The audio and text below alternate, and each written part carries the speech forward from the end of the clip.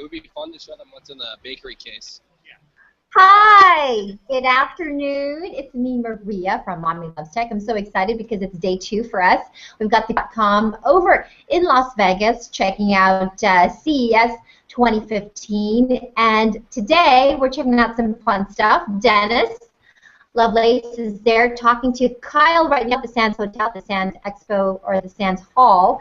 And first up will be a 3D printer that actually prints yummy foods like chocolate. Is that right, Kyle?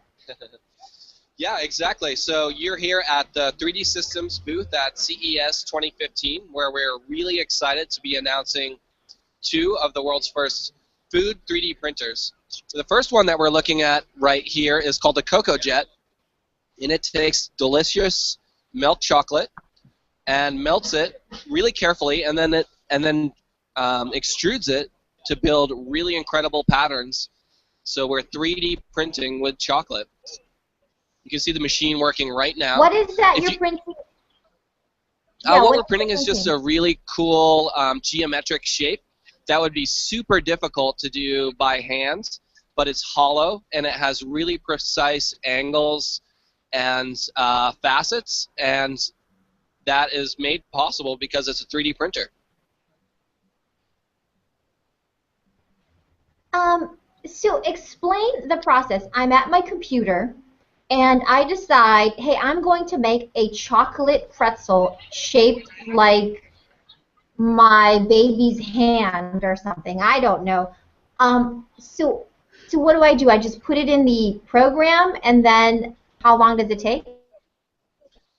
So you're absolutely right. You can start 3D printing from a variety of ways. You could 3D scan an object with our Sense 3D scanner, capture that, save it as a 3D file, and print it out directly from the CocoJet. Or you could take some modeling software like our 3D Sculpt software, and that's like using digital clay, and you can manipulate the shape until it's in a really cool form. And then you could send it to the 3D printer, which would slice it virtually into thousands of really thin layers, and then build each of those layers until it becomes that realized physical object. Did you just take a bite out of it? Actually, so the machine's working on one, and then the one that's up top that I showed you earlier has been handled by about 200 CES guests. So I don't think it's a good idea to eat it. But we have some other 3D printed confections that we should check out. Let's head over there right now. A quick question on the chocolate one. How thin can you get the chocolate to be? Super good question. So it depends basically on the direction that thinness plane is headed in. If it were vertical, it could be really thin, probably about 2 millimeters. So you could build a 2 millimeter wall a number of inches high, which is pretty cool. Okay, so where are the other confections that you've created? Can you say that again, Maria? Where are the little goodies that you just printed? Oh, here we go. So you're looking at 3D printed candy now, and you can see that it's really geometric and precise, and it also is in full color. And that was done on the SchefJet Pro 3D printer, which is coming out in the second half of 2015. It's a commercial product, so we are looking at hotels and restaurants and casinos, and they can use this 3D printer to print incredible confections. This is in fondant. These are all candies that are in full color. The ones in white are actually peppermint. And then below me in the bakery case, you can see the incredible fondant work that you can do, and you can build just unbelievable new kinds of geometries for cakes. And it's a really cool way to celebrate. That's amazing. That's really, really personalized. So it's a commercial product. We can probably find this at our fancy restaurant down the street here very soon. Just out of curiosity, obviously I think you're going to be making this for more of the prosumer at some point, right? I mean, you've got to be able to, be able to make this if you're a mom at home or a dad at home. Yeah, I think it would be really cool in the near future to see this in a home kitchen for hobbyists, mom and dad baking with a kid, and it would be a really cool way to introduce culinary arts and digital fabrication and combine them in the home setting, and it'd be a really cool way to learn about 3D printing, honestly. I'm still sort of speechless about it, that we can actually print our food now. How long does it take to make one of those candies? So you can do about 100 of these little candies per hour, which translates to thousands per day. Oh, and wow. we use these SchefJet prototypes in our bakery in Los Angeles called the Sugar Lab every single day. The technology is super robust. It works really well, and we're constantly making fun candies and cakes for parties and events all over Los Angeles and abroad as well. So I'm going to try this one. It's a sour blackberry. It's pretty tart. It's a really fun shape and taste that we worked on, especially for CES this year. Okay, let's see. It's really good, and it's also a little sour, so that's why I'm going to pucker. I've got I've got a little Pavlov thing going on because my mouth is starting to water just watching you do it. Okay, Dennis, this is a true test. You try it. Let's see. Good. Is it good? What does it remind you of? Oh, wow. And how much is it? It's actually real soft, but grainy texture. But reminds me of those sweet tarts. Yeah, like a sweet tart. A lot of folks say that. Yeah. Like It kind of looks like it a little bit, but a little more specialized. Exactly. How much is it, Kyle? Like, how much are one of those machines? Can you hear me? How much are one of those machines? We haven't set a price for the SchefJet Pro, which will come out first, which is the full color version. It can do objects that are 8 by 8 by 8 inches tall. It can put about 1 million colors on the surface of that object. It's super fast, and it'll be that commercial product, and it'll be on par with other commercial equipment. So this will be released with commercial certification that allows it to be on a restaurant or a bakery floor on day one. That's amazing. Well, Kyle, thanks so much for letting us take a peek at all of the yummy goodies. What's the name of the 3D printer again, so we can watch out for it? Yeah, it's called the SchefJet Pro. It'll be out in 2015. And actually, just a few minutes ago, we're happy to say that we were selected as the finalists for the Best of CES 2015 for the Coco Jet. We're very proud. Excellent. Hey, congratulations. Thank you. And thanks so much. We're in LA, so maybe we can come out and visit you guys one of these days, all right? Come see us at the Sugar Lab. We'd love to have you. At the Sugar Lot. Oh, that sounds like a fun place to go, right, Ayub? It is. Thanks so much, fun. Kyle. We're going to check out some other... Yeah, it is fun. Thank you. We're going to check out a couple of other hot text items, of course, from CES. And our Dennis Lovelace, my partner in crime from Mommy Loves Tech. Hey, Dennis. Dennis, we're going to we're going to check out some of the video that you shot the last couple of days. Yeah, and so this morning I am actually in the Sands Hotel. Can you hear me okay? Yeah. Yeah, I can hear you. Okay, so as I told you, I think yesterday, CES is actually getting much bigger, and so they have expanded to the Sands Expo. So this is where I am now. So this is where all the kind of emerging companies are. So they have special areas. This is where the 3D printers. But earlier today, I checked out a new exercise bike, and it's interactive, and it's called the. Okay, let me. Yeah, go ahead. And I interviewed him, so just go ahead and roll it, and I kind of did the interview. Okay, let me hit play. And then you guys can check out this exercise bike that seems really cool. I haven't seen this myself, so I'm excited to see it. Take a few minutes to tell you about the Peloton bike. So we've developed one of the smoothest, quietest bikes on the market. We've replaced the chain with a belt drive, a Kevlar belt, and we replaced the brake pads up front that usually create the resistance, and we replace them with magnets. So it creates a very smooth ride, so you won't be disturbing anybody in your house while you're getting a fantastic workout. So Peloton streams 10 to 12 classes a day on Manhattan, New York on West 23rd Street. We have, this is our home screen, 22-inch sweat-proof water resistance tablet, so which will show you 2 weeks of classes in which there's 10 to 12 classes streaming, and this will show you the times, the instructors. You can share it. You can say, count me in for the 6:30 class tomorrow. Share it on Facebook and see other riders that are taking the class with you. If you can't make one of our live classes, you can go into our Rides on Demand section where all of our live classes have been recorded and stored. So you can see all of your instructors along the left-hand side. Choose from them. Different filters, levels, languages, different ride lengths. Average class is 45 minutes.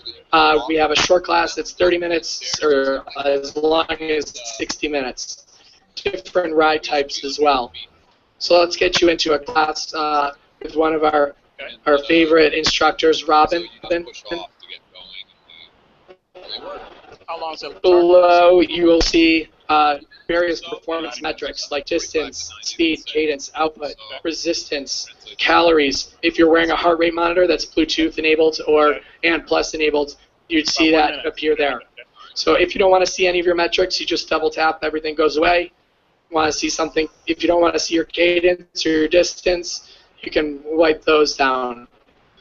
You have your leaderboard, because at Peloton you are not only competing with yourself, but you're competing with everybody in the studio and at home on their bike that are around the world.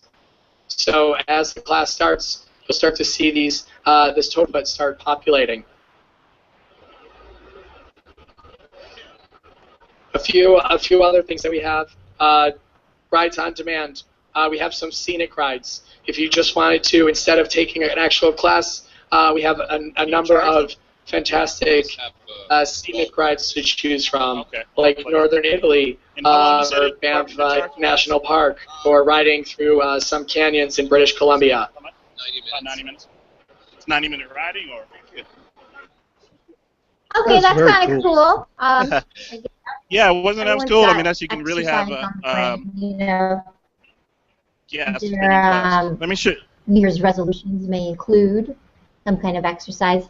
Hey, Ayub, so I think Dennis is going to try to take another little tour, I'm sure with some other little hot product, but yeah, can you hear me? Are you going to make it to CS one of these days? I'd like to go and meet up with my friends from Google+. Would you go? Can you hear me? I would love to. If I could make it, I would love to go. It looks like a blast. I've been seeing the videos from yourself and from Deanna and everyone else, so yeah, it looks like it would be an amazing experience. Can you hear me? Hello? Yeah, we can hear you. No, I'm trying. Okay, good. Look at this real quick before we roll the next video. What these things are. These are rocket skates. Dennis, can you hear me? So this is Edwin Leduc. He's the world's first interactive.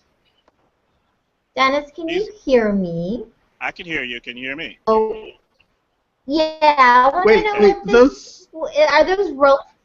These are called rocket skates, and these are kind of the hot thing around CES this year. So that they are electric skates, and you just slip them on just the bottom of your shoes, any shoes, and it says it's about a 90-minute charge. Oh. You can just go just about anywhere. He said it goes up to like 12 miles an hour.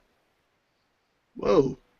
It's pretty cool. Wait a minute. So you just put that? Oh, you slip your feet in it, or your shoes in it. Here's some right here. So you just slip your feet in it, like here. Okay. And then, yeah, then don't you do. I don't want to follow. I'm a horrible skater. Cool. Is this a shipping product? Yes. But, as of 2 weeks ago. Good. Yeah, it's shipping now. Thank you. Cool. So yeah, there's a lot of little. It looks cool. Okay, so the next video. Are you ready for the next video? So should we look at the ducky video? Is that what the video you're talking about? Yeah. So this is a cute little video. I mean, it's not very long, but this company's kind of made Rubber Ducky 2.0, as I call them. So this Rubber Ducky video, Rubber Ducky kind of is interactive, and it kind of it sings. Well, you'll see. Just roll the video. We'll talk about it afterwards. Okay, so this is Edwin the Duck. He's the world's first interactive rubber ducky. You can see him right here. He can work inside and outside of the bathtub. Inside the bathtub, he's a floating waterproof Bluetooth speaker. You can stream any music from your device on him, or he also comes with custom-made songs. He's also a water temperature sensor, so he can detect the temperature of the water. If it's too hot, you're going to get a notification on your device, turn red. He has an LED light built into him. Outside of the tub, he is a storytime friend, so he has a catalog of different adventure stories that teach important childhood lessons. The app itself is very interactive. You can touch Edwin, and he's going to react to your touch on the screen. He also has playtime, so he consists of different games that are very engaging and interactive. He has an accelerometer built into him, so those games involve actually physically holding Edwin. So you're going to hold Edwin and move him around, and you're going to see that happening within the app.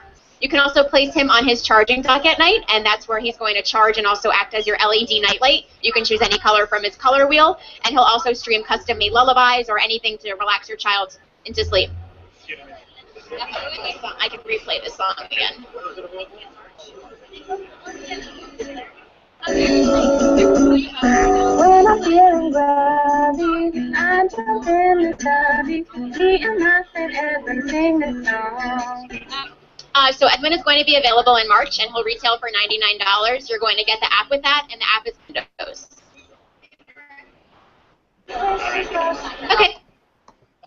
So that was the Rubber Ducky 2.0. You think the Gus would play with that? Probably not. Hold on, Dennis. I'm going to turn up your volume for just a second. I turned it down because you were on the floor there at the sand. So let me just turn it up for a second. That was kind of cute. It reads the temperature of the bathtub. Yeah. It let's see. It sings songs, and I forget what else it does. I know it does a few others. Oh, it's a nightlight. That's what it is. It's a nightlight. Right. Yeah. I like the whole. I like the interactive toy thing where you move it around and it moves around on the app as well. That is the kind of thing that I think kids would really love. You know, seeing the duck move on the screen whilst they move it around. I think that's brilliant. Yeah, and it's really kind of made to be really the child's best friend because it has the app. So I mean, the app has a story, and so you can play around with the app, and the duck kind of moves and sings songs. So it's kind of it's obviously for a younger kid, but I thought it was a cute little product. Now, where are you now, Dennis? I'm Because I see standing that in you're front kind of walking around. Lowe's has built basically a house inside of the sand, and so this is. You remember we always come every year and we kind of look for the connected home type products. So this is actually kind of demoing the Iris system, which is like a system of modules that control various things in your home. So we can actually go in and take a quick look at that real quick if we have time. How are we doing on time? Yeah, let's do it. Okay. We're doing it. So, we've got a few more minutes. You know, we looked for that connected home last year, and we didn't really. I don't think they really perfected it yet. So I'm kind of anxious to see how they've done it. Most of these products are available now in Lowe's. Let's see. Lowe's has some really cool things, like connecting your safety. I mean, and you can do it simply, like yourself. You don't have to hire. Okay. Hold on one second. I'm going to get you. We're live, actually broadcasting live. So, hold on one second. Okay. Hi, everybody. This is, okay, can we see it? This is the fob that is going to be on my son's backpack. And when he walks in the door, this is an iris-enabled device. I'm going to get a text message at my work saying, yes, my son made it home. However, you know, my son is kind of tricky, so that's why I have a camera installed in my house up there, because I don't know whether he's coming home alone necessarily or brought like 10 of his closest friends, or if he just opened the door and threw in the backpack, because that's my tricky 10-year-old. So we've got a lot of fun stuff happening here at Lowe's at our Iris-enabled booth. Everything is Wi-Fi. Everything. We're having a lot of fun, just showing people all the creative things you can do with this technology. Thank you. Thank you. So yeah, that was it. Oh, look who's here. Oh, you're actually live. Who's here? Woo! Hey, how are you? I'm Maria. Hi. Hi, Shaka. How's it going? Ayub is with me, too. There's Ayub. Hey, how you guys doing? Good. How are you? Hey, Shaka. What's going on? Just chilling. Just hanging out with Dennis, you know, talking tech. That's it. Hey, I recognize next to you. What's his name again? Juan. The guy on your right. Juan Bagnell. Huh? Juan Carlos Bagnell. Some gadget guy. Hey. Hey, Yeah, Shaka. that's some gadget guy. I love him. I love him. He's great. So Shaka. tell me, Shaka, really quickly. You have a minute? What is that, Ayub? Oh, that's nice. That's a Surface Pro 3. Let's talk about that. Let's talk about that after. I want to quickly get to Shaka's first impressions of this year's CES 2015. What you got for me? Evolutionary, not revolutionary. There's a lot of product here on the floor that is a better version of the previous iteration that we've seen. So things have been refined, they've matured, as Juan just said, and so we're seeing a lot of, like, oh, last year I was like, meh. This year, oh, wow, actually, I like that. I like what they've done. I like where it's gone. So that's a lot of what we're seeing. I think the thing that's going to be the most innovative is the BMW self-assist, the parking, because it's something that allows people to see that the future is at their doorstep instead of in a sci-fi film, you know, 100 years into the future. So I think that's going to be the thing that's probably going to be the biggest thing in terms of mainstream public and what they may be most excited about. Have you seen one of those cars? We haven't done the yourself? cars yet. We haven't done the cars yet, but we're working our way over there. Cool. Now, what do you think of the connected home over there at Lowe's? Have you checked it out? Yeah, one of the things I'm finding now with the connected home, not just here at Lowe's, I've actually looked at a few of them. Juan and I have walked around, looked at a few, is the biggest issue has been interoperability. And what I'm seeing is that a lot of these companies are making the effort to include what's called Z-Wave and Zigbee and Wi-Fi in their products. So now that whole issue of different products that can't talk to each other because they're proprietary, that's being overcome. I was just at Whirlpool's booth, and they have a washer and dryer that'll work with Nest and work with Nest's home and away functionality. So when you get in, if you don't want a loud washer, it'll automatically turn on silent mode if you want to set it up that way. So the fact that they already have products that are communicating with Nest and some of these other popular mainstream home products, I think is actually a big deal. We have to wait for the price points to come down, but it's a big deal. Right. And it's also a little bit easier for us to just do it ourselves, right? And rather than having to hire fancy, expensive people, a lot of this we can install ourselves. Yeah, and that's one of the parts. So you might buy the washer and dryer, and you might buy Nest, but then with, again, Z-Wave and Zigbee, you can go and get all these third-party window and door sensors and security cameras and all these other smaller kind of peripheral products that you might add, dimmers, light dimmers, and all these types of things. So that's the important part, is that all the smaller, novel products are able to communicate with our bigger, more expensive products. Hey, Shaka, since you have the microphone, just put it over there to the gadget guy and just ask him what is his favorite gadget of CES 2015. Okay, hold on. what is your favorite gadget at CES 2015? My favorite gadget, CES 2015. I keep coming back to it. I'm really impressed with the work that Garmin has done in improving their smartwatch lineup, adding more notification features, better GPS features. I'm going to get my headphones put on now so I can hear you guys. But then also incorporating features that I think some of the other smartwatches are sort of lacking on, where you have outdoor viewable displays that you actually look better in direct sunlight as opposed to our smartphone type screens, which don't look as good in direct sunlight. And we're bringing smarter features to more traditional chronograph style timepieces. So the wearables market is maturing beyond these sort of science fair type projects into an era of really fashionable, consumer-driven products at price points that I think are a lot more compelling than some of our first prototype type devices. Very cool. What do you think? Did you happen to see the LG watch? Did you see that?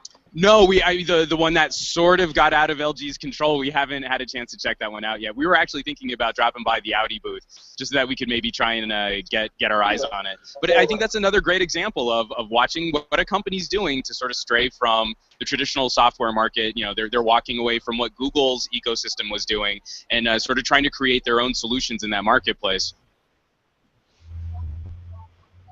Awesome. Well, Gadget to Shaka. Dad's we're talking. gonna go back to Thanks, Shaka. you guys. All No. right. I'm going to say thank you. Thank you so much for Absolutely taking a minute to talk to us. I love it. I love your stuff. And go in and check out some more cool tech, all right? Oh, thank you. I love you too. Well, that's fun. You know, out of all the people, there's like 100,000 people at CES, and we run into Tashaka and the gadget guy. That's crazy. That's crazy. All we need now is to run into Diano, and that'll be complete. We'll split a cab. You guys driving or get cab?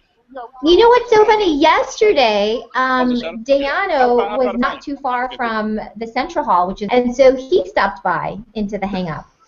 Okay, I'm back. So it was great to see Diano as well there in Las Vegas. So Dennis, listen, that was really fun. You know, just a little taste of CES. I know you're at the Sands, and I don't know if we're going to be able to get a chance to hang out again. Maybe probably tomorrow. Not. I'm going to try to. But probably not. No, probably not. 'Cause I'm going to try to. Listen, I know that you were. Hello? I think we're cutting out here. This delay is killing me. I know. There's a bit of a delay. But listen, Dennis, thank you for taking the time to take us on a little tour again. Sure. Dennis is shooting a ton of stuff. We're constantly posting on our YouTube channel. So if you haven't yet subscribed, please subscribe to our YouTube channel. Dennis is going to post more good stuff from there. Hopefully he can find that pacifier that also checks the baby's temperature. I was looking for that. I think it's in this hall somewhere, but I am going to look for that, and also I'm going to head over to the cars too and see what's happening over there.